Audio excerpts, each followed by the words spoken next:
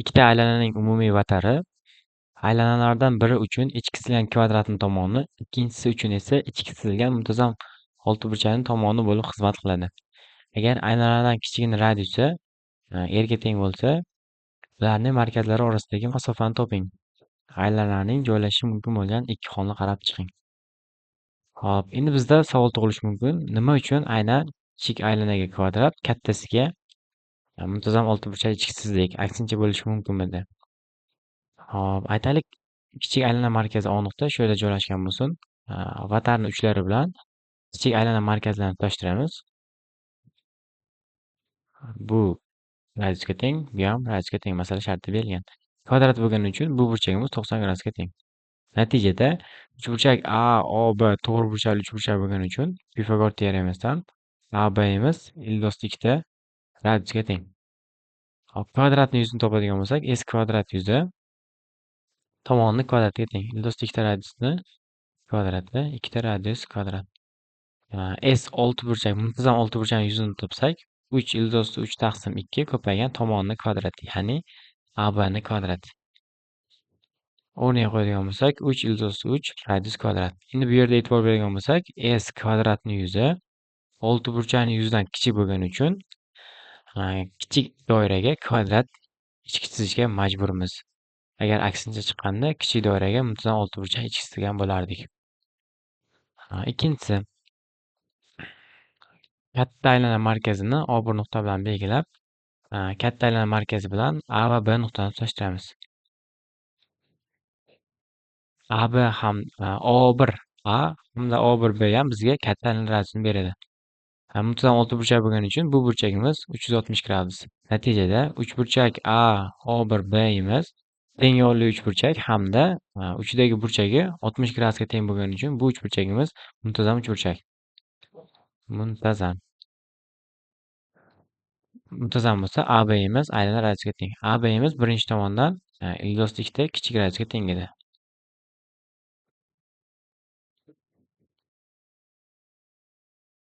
Uchburchak A O1 Bdan O1 uchidan uchburchakning balandligini tushiramiz. Muntazam uchburchak bo'lgani uchun muntazam uchburchakning balandligi ham sektrisa ham mediani bo'ladi. Uchburchak AOBdan ham O uchidan uchburchakning balandligini tushiradigan bo'lsak, bu uchburchagimiz ham teng yo'l uchburchak bo'lgani uchun uchdan tushirgani ham mediani ham sektrisa bo'ladi. Natijada bu burchagimiz 90 + 90 180 gradus bo'lib, O1 to'g'ri chizig'imiz N nuqtada sinmaydi. Ya'ni O1 bir to'g'ri chizig'ida joylashadi. Xo'p, endi bizda markazlar orasidagi masofa O1 topadigan bo'lsak, bu O1N + N O1 ga teng.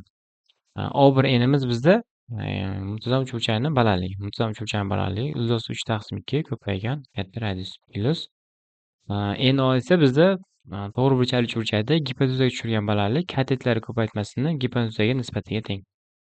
Son qiymatlarni o'rniga qo'yadigan bo'lsak, demak, 3 taqsim 2 ko'paygan 2 radius plus radius taqsim 2. 6 plus 2 taqsim 2 radiusga teng. Bu bizda demak birinchi hol.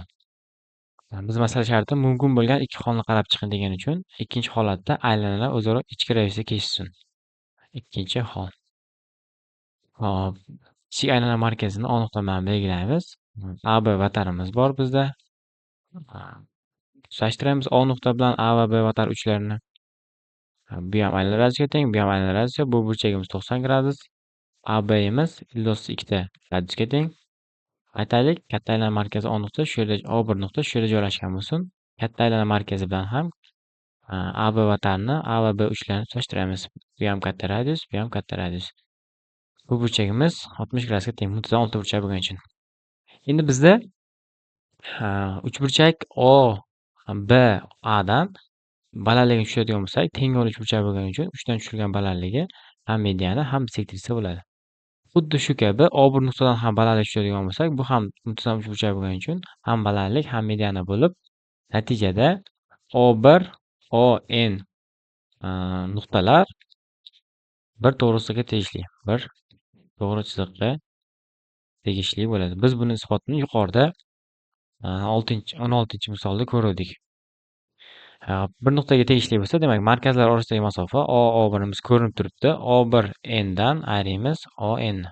O1n yuqorida topdik muntazam uchburchakning balandligi. Bu ildiz 3 taqsim 2 radius minus radius ko'paygan radius taqsim ildiz 2 teng. Son qiymatni o'rniga qo'yadigan bo'lsak, hop, ildiz 6 minus ildiz 2 taqsim 2 radiusga teng. Demak, bizning misolimiz javobi ildiz 6 plus minus ildiz 2 taqsim 2 aylanma radiusga teng.